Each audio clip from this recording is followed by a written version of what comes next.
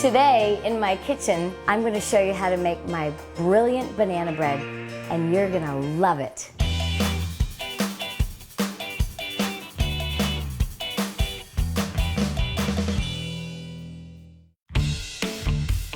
For my banana bread recipe, have 3 ripe bananas, 1 cup of sugar, 1 egg, a half a cup of vegetable oil, 1½ cups flour plus 2 tablespoons, 1 teaspoon baking soda, 3/4 teaspoon salt, softened butter for greasing. And my favorite ingredient, 1 cup of chocolate chips, a large mixing bowl, spatula, loaf pans, cooling wire racks, and parchment paper. Today I have with me professional baker from Burlingame, California, Molly Wontuck. Welcome. Thank you. Nice to be here. This recipe was given to me by my college roommate, Pammy. Thanks, Pammy. So first, you need to preheat the oven to 350 degrees. It's important to grease your loaf pans. I use softened butter. So the recipe calls for sifting all the ingredients in order. Why is that? And then which sifter do you recommend? I like using something like this, which is just a colander of sorts, a strainer. And the reason you sift is 1, to get it lighter, and 2, because you're trying to disperse it evenly. Okay. Now it's time to sift the dry ingredients. And the first ingredient I'll sift is the flour. And I love this sifter because it goes by so quickly. Then you sift the sugar. Then I add in the baking soda and then the salt. And then I sift away. Add in the ripe bananas.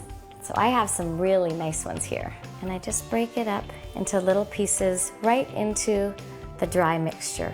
Now it's time to mix up the bananas into your dry ingredients, and I use a fork instead of a mixer. And I just try to mix and incorporate the bananas in the dry mixture. So now you add in the liquid ingredients. Now I'm going to be baking banana bread, and the recipe calls for oil.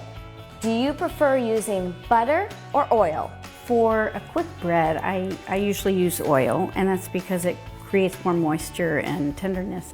Vegetable oil, and the vegetable oil will make the bread very moist. Then you add in the egg, mix it together. I'm going to use my fork again, just to incorporate the dry with the wet ingredients.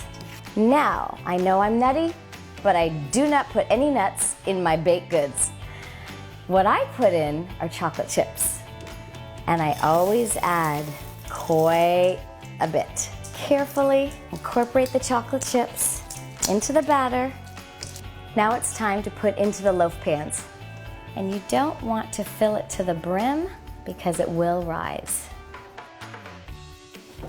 They're ready for the oven. Now it's time to bake at 350 degrees for 45 minutes.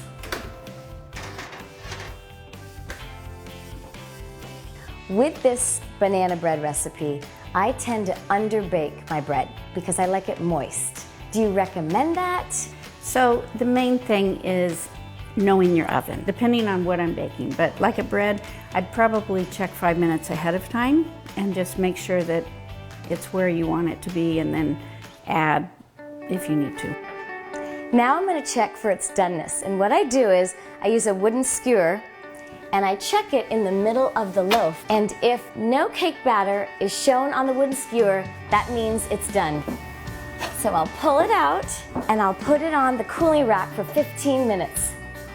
It's all set and it's cooled, and so what I do is I bring it onto a piece of parchment paper because I like to fold my banana bread in parchment paper to keep it moist. I get a butter knife and I just slide it around the edges. I flip it over and I tap it a little bit.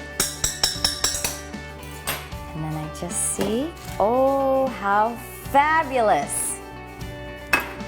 And then I will just turn it over like that. It's time to slice it and eat it. And as I had mentioned in my previous videos, presentation's important. And so I placed the banana bread on a beautiful little glass platter with some artificial paper leaves.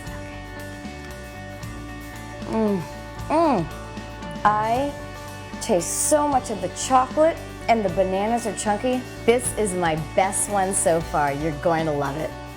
If you like bananas and chocolate, then this is the treat for you. You can freeze the banana bread for 3 months, and you can also give it as gifts, like this one, and wrap it for the holidays. Or you can even buy decorative loaf pans like this one. So if you need any other gift ideas, just ask.